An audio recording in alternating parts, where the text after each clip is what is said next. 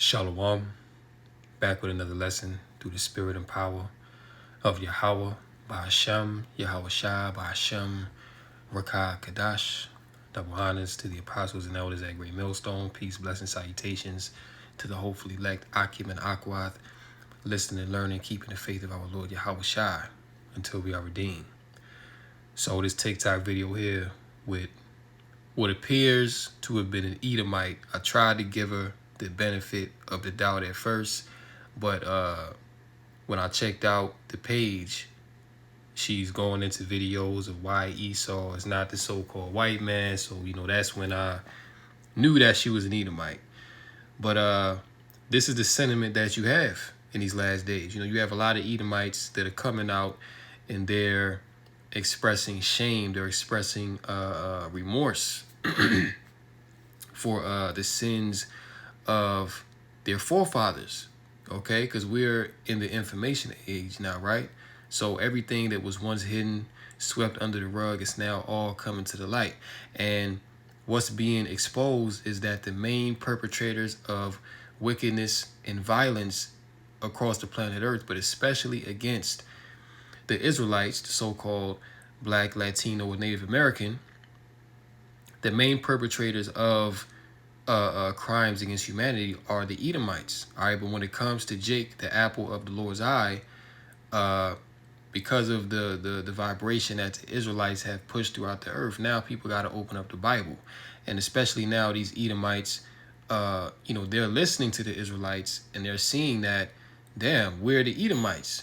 So if we're the Edomites, that means that God hates us. That means that we have great judgment coming to us in the future for what we've done. You see, and I'll use this example, because you have a lot of Edomites that want to come out, they apologize or express remorse, which really that's all vain. You see, because your judgment is still coming. But it's like, let's say somebody steals your car, right? They steal your car. You have no idea who stole it, right? So you're carless. You know what I'm saying? You file a report, nothing happens. Years later, the person that stole your car comes to you and they tell you, hey, I'm sorry. It was me that took your car. I just needed it to do X, Y, and Z, right? They come and apologize to you and express remorse for doing you wrong. And let's just say that you do forgive them, right? Let's just say that you do forgive this person for taking something that was valuable and that belonged to you. Well, you can forgive them, but at the end of the day, they're still going to have to face the consequences of their actions. You see? Whether it's by the authorities of this world or by Yahweh, by Hashem Yahweh Shai, there's still a judgment for your actions, you see? And the judgment for the Edomites is already written. That what? They're going to go into slavery, that they're going to serve a rigorous, hardcore bondage, just like the Israelites serve, all right? And it's going to be no mercy afforded to the Israelites, just as they showed no mercy to the Israelites. All right. So at the end of the day, the nation of Edom, they're going to reap what they have sown. All right. And let me get this real quick. In Proverbs 11:21, it says, though hand join in hand, the wicked, okay, which the wicked is synonymous with the Edomites because they were created to be the wicked. They were created to be the vessels of wrath fitted for destruction, to be that wicked root and vessel upon the earth to cause mischief and to be adverse to the ways of Yahweh Bashem Yahweh Shai.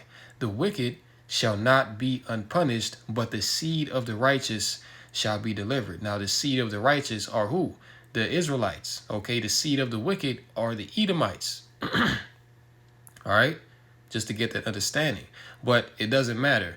Just because you want to come out now and proclaim that you're sorry. Look, the Edomites have had all the time in the world, all right, to do right by the Israelites, okay? You've had all the time in the world to give reparations. You've had all the time in the world to stop discriminating and stop, persecuting Jake.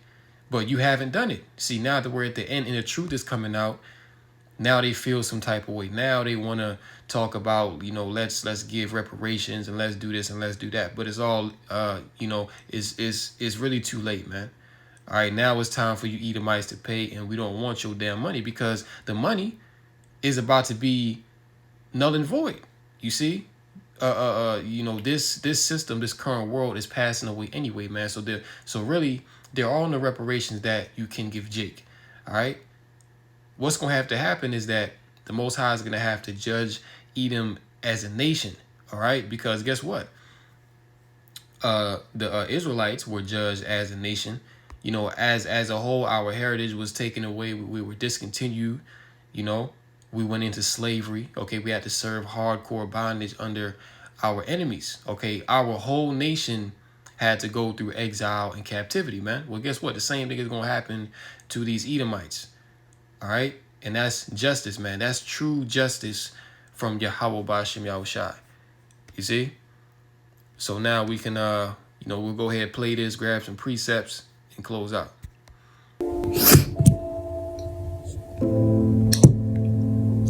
I bring you this video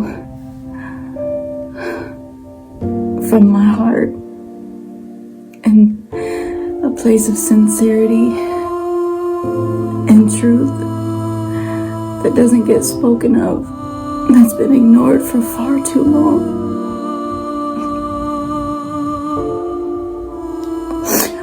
Bring you this video as a public. And notice how she going on with the crocodile tears. You know what I'm saying? And y'all gonna see, but throughout this whole clip, she ain't shed not one tear from her eye, man, but she choking up and pausing and all that. Like, man, just if you're gonna say what you gotta say, just come out and say it. But all the fake crying and crocodile tears, man, come on. Let's continue. Apology. I want to apologize for what my ancestors did to the true chosen people of Yahweh. The people that were kidnapped, captured, beat, tortured, and enslaved, forced on slave ships to work fields to bring us value. I want to apologize to my ancestors. Used you, beat you, tortured you, treated you like you were non-human.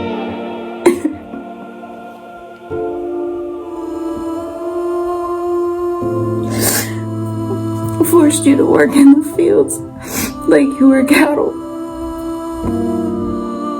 Forced you to take on names that were not your own. And indoctrinated and brainwashed you into serving and believing a false God that you never knew.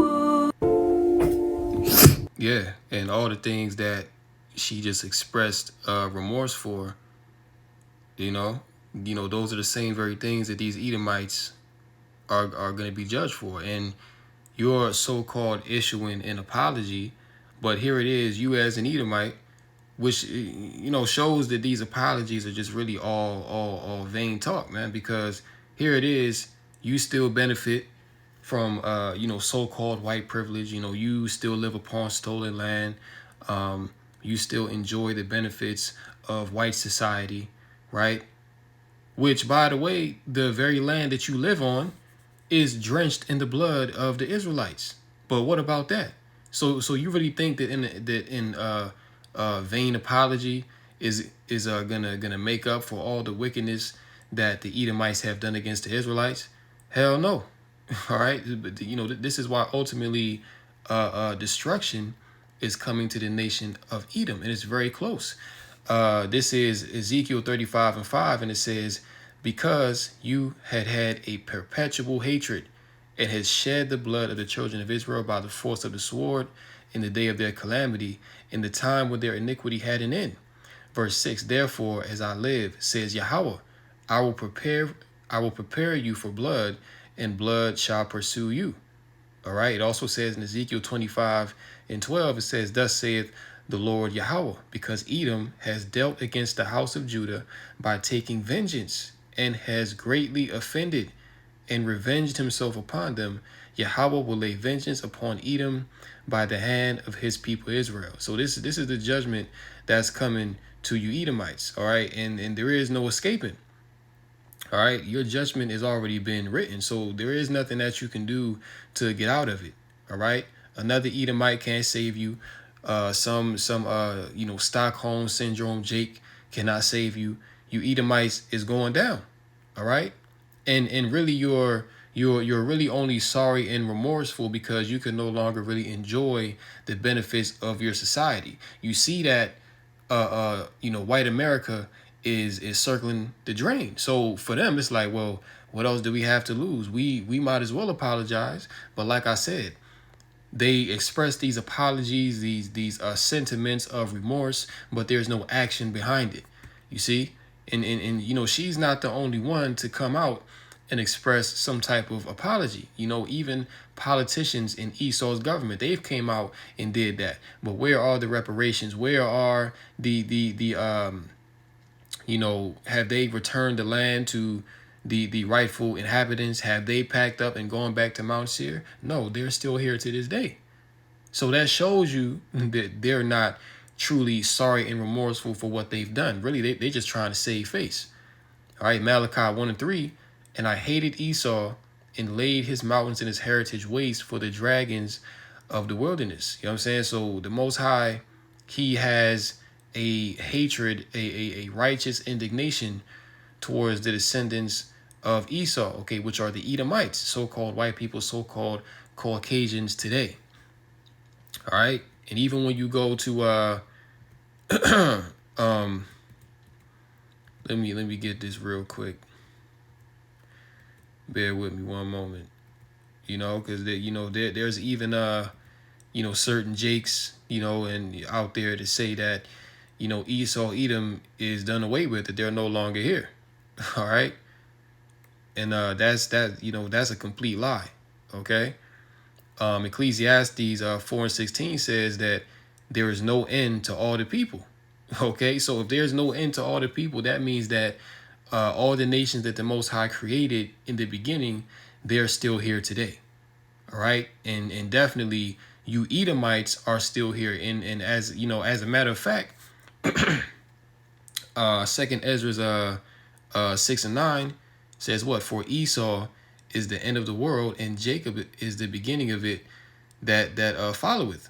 Okay, so it's telling you right there in that verse that the Edomites, they would be ruling at the end of this world age, man. Okay, so when you look at who runs the earth, who controls the policies, who has the most military might, who has the most power, it's the so-called Caucasian, the so-called white race. All right, so guess what? Esau, they're at the end, all right, of the world. And Jacob, okay, which are the 12 tribes of Israel, the so-called Black, Latino, Native American, okay, we got next. All right, we gonna have the everlasting kingdom of heaven upon the earth after these Edomites are taken down.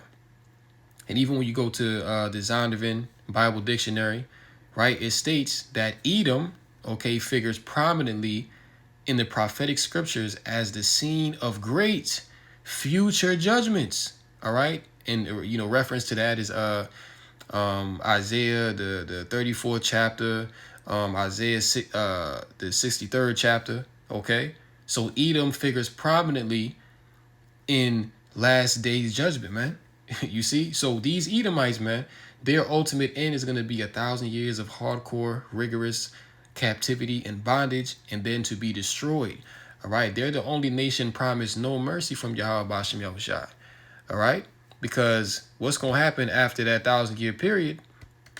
According to Obadiah 1:18, there are going to be no more Edomites upon the earth. All right, and we can get this in let me go to Isaiah 14:16.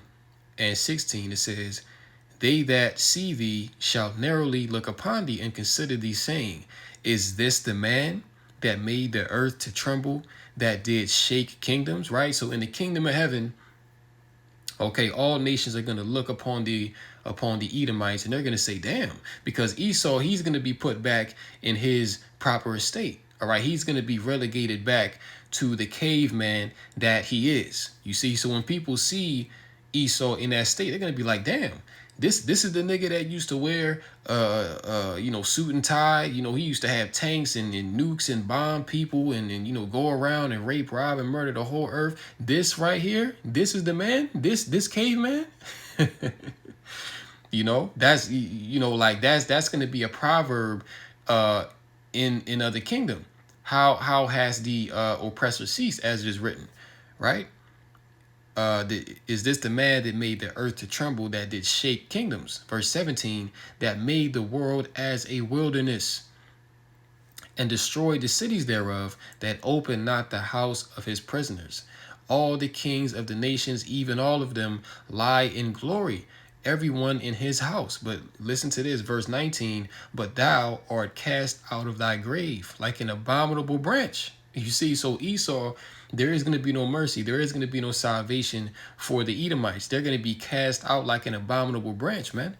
All right. And as the raiment of those that are slain, thrust through with a sword, that go down to the stones of the pit as a carcass trodden under feet. You see, let's read on verse 20. Thou shalt not be joined with them in burial, because thou hast destroyed thy land and slain thy people. The seed of evildoers shall never be renowned. Verse 21, prepare slaughter for his children for the iniquity of their fathers. This is what the scriptures is saying. So you're up here trying to take accountability, right? Trying to save face for the sins of your ancestors, which you still benefit off of the sins of your ancestors. All right. The fact that you're still in America, the fact that you're able to have a job and work and make money and sustain yourself, that's you benefiting off of the rape, robbery, murder, and exploitation of your wicked Edomite ancestors, man. All right. But the scriptures say to prepare slaughter for his children for the iniquity of their fathers, that they do not rise nor possess the land, nor fill the face of the world with cities. Verse 22, for I will rise up against them, saith the Lord of hosts, and cut off from Babylon the name and remnant and son and nephew, saith the Lord Yahweh Bashem Yahushai. Okay, so Esau, they're going to be completely wiped out. Okay, no, absolutely no mercy. And when you go to Micah 4, right? You go to Micah, the fourth chapter, right? The other nations, they're going to be given mercy, okay? But Esau, like it said in Isaiah 14, they're going to be cast out like an abominable branch. There is going to be no, let's rehabilitate Esau. Okay, you guys served your 1,000 years. Now you can come back. No, because you have to understand that the Most High, Esau is that vessel of wrath fitted for destruction. So they were created to be destroyed. All right, they were really created to be in example of pure wickedness upon the planet Earth. They were created to be the adversary of Yahweh Bashem Yahushai. So once they're taken out of power, once the Most High destroys them, there's going to be no need to have the wicked around, because there is going to be no more wickedness. The whole of the earth is going to be in peace. Okay, creation as a whole is going to rejoice because the wicked have been taken out of the way. So there is going to be no need to have these people around, man. They're going to be done away with. All right, at that point. All right, let's read in Micah 4:1. But in the last days it shall come to pass that the mountain of the house of the Lord shall be established in the top of the mountains, and it shall be exalted above the hills, and people shall flow unto it. And many nations shall come and say, come, and let us go up to the mountain of the Lord Yahweh Bashem Yahushai, and to the house of the God of Jacob. And he will teach us of his ways, and we will walk in his paths. You see, so after the 1,000-year period, after these nations serve their captivity, they're going to be given mercy. You see what I'm saying? But they're not going to be doing what they're doing now as far as, worshiping these false gods and idols. No, they're going to desire to learn the ways of our God. See, they're going to have to worship Yahweh Bashem Yahushai. All the idols, all the gods of the other nations, those are going to be done away with, because it's going to be established at that point that there's only one true and living God. All right. In his name, is going to hold weight. Yahweh Bashim Yahushai. Okay, because the Lord, he's going to get the glory at the end when all is said and done, when all prophecy is fulfilled. The Lord is going to have that glory and none of these other gods. The Lord is not going to give his glory unto another, right? That's why it says many nations shall come and say, let us go up to the mountain and we will learn of his ways, right? For the law shall go forth of Zion and the word of the Lord from Jerusalem. Verse 3, and he shall judge among many people and rebuke strong nations afar off, and they shall beat their swords into plowshares. Now, remember what it said in Joel, the 3rd chapter. It says, beat your plowshares into swords, which means that what? Currently in this time, there's a transition from being in a state of peace, being in a state of growing, sowing, and reaping, right, into a time of war. Okay, that's what it means to beat plowshares into swords. But in the kingdom, it's going to be the reverse. It's going to be, okay, now you're going to beat your swords, your weapons of warfare into plowshares, which means what? The earth is going to be at peace. There is going to be no more war. The scriptures say that the nations shall learn war no more once the Israelites come back into authority in the planet Earth, and their spears into pruning hooks. Nation shall not lift up sword against nation, neither shall they learn war anymore. You see that? But now this is the point here, verse 4. But they shall sit every man under his vine and under his fig tree, and none shall make them afraid, for the mouth of the Lord of hosts had spoken it. You see, so the other nations, they're gonna sit every man under his vine and under his fig tree. So they're gonna be given their lands back. They're gonna be given basically they're gonna be given grace to do their own thing. You see, but the only nation that's not gonna be able to enjoy that are the Edomites. Okay, because as we read in Isaiah, they're gonna be cast out like an abominable branch. Obadiah 1:18. There shall be none remaining of the house of Esau. All right, verse 5.